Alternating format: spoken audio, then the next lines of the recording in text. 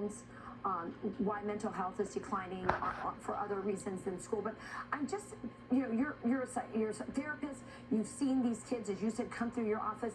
Nobody has taken any responsibility for what Randy Weingarten from the National Teachers Association, Fauci, and others who now pretend like they had nothing to do with school closures. Meanwhile, Catholic schools remained open. Nobody died. They just had Clorox wipes on the desk.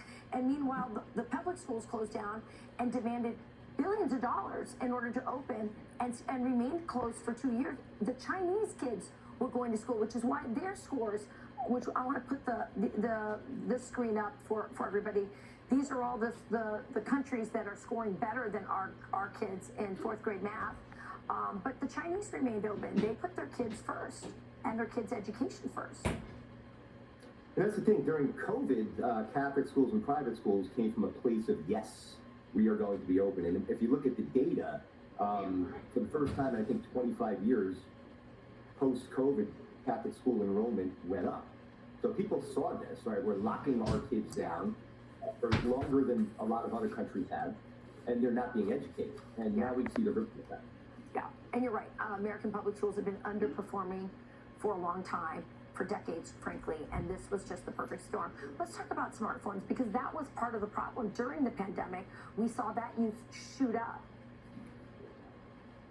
Yeah, so, I mean, prior to that, 2012 is when the mental health epidemic began. That's when smartphones became, correct, regular. So COVID accelerated that. Kids, I had a kid at my office who was in high school. He was a freshman in high school, and basically during that 1 or 2 year period, him and his friends played video games through the night without going to sleep, and then went to school virtually, and then when school ended, went to sleep and slept till midnight, and then got up and played video games. Bad stuff. We have a we also have a sleep epidemic, sleep deprivation epidemic among teenagers in our country right now, because they're up till all hours of the night. So an exhausted, tired kid is a non-functioning kid.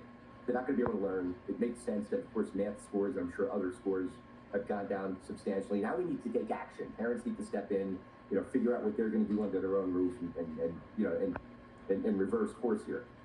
Right. Well, one easy solution is take the kids' phones away before they go to bed, because you're right. You think they're sleeping, and they're actually up scrolling and on their phones and not getting enough rest, and that's not good for them at school either. So all of this is an issue. We did a story last week, Tom, on Australia banning social media for children under the age of, I believe, 16, and I was all for that. So I guess I'm a communist when it comes to this stuff.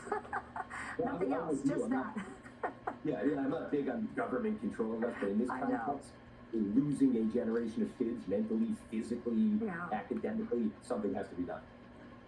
We are in crisis. Tom, thanks for joining us this morning. Great seeing you. Thanks, Rachel. You got it.